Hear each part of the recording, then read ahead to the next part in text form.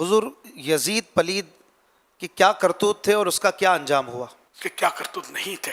بدنام ترین کرتوت کی تو یادیں آج کل منائی جا رہی ہیں کہ اہل بیت پر جو ظلم کے پہاڑ توڑے گئے اور پھر بھوکا پیاسا رکھ کر 3 دن تک آل رسول کو میدان کربلا میں شہید کیا گیا، اور امام علی مقام امام حسین رضی اللہ عنہ کے سجدے کی حالت میں آپ پر ظلم اور سر تن سے جدا کیا گیا.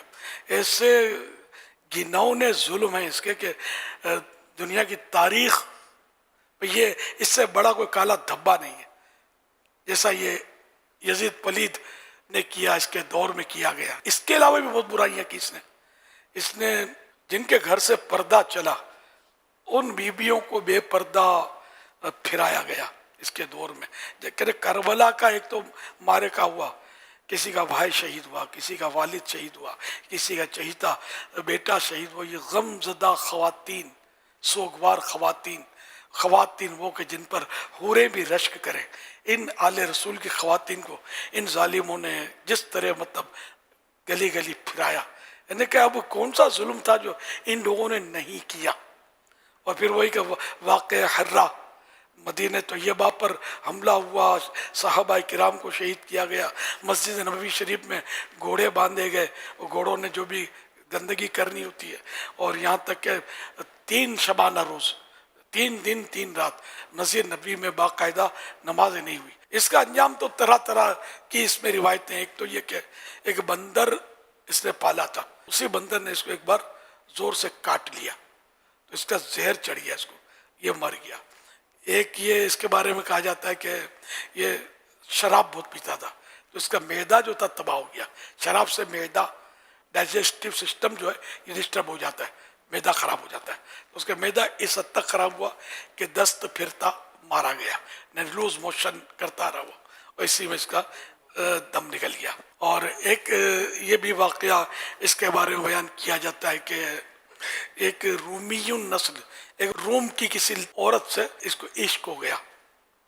ایک بار اس رومی عورت نے اس کو کہا کہ تم اکیلے فلاں جگہ جنگل میں پہنچو، ہمس کے جنگل میں، وہاں پہنچو، اکیلے آنا، تو پھر اپنے رنگ رلیاں منائیں گے، خوب شرابیں پئیں گے.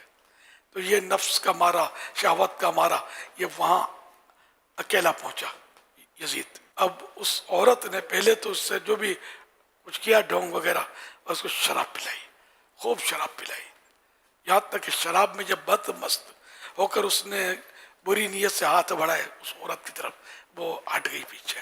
اس نے ایک خنجر آبدار رکھا تھا اپنے پاس چھپا کر، اور وہ خنجر اس نے نکالا اور کہا کہ جو اپنے نبی کے نواسے سے وفا نہیں کر سکتا وہ مجھ سے کیا وفا کرے گا، اس کی سزا یہی ہونی چاہیے کر کے پے در پہ اس نے وار کیے، بھاگ گئی.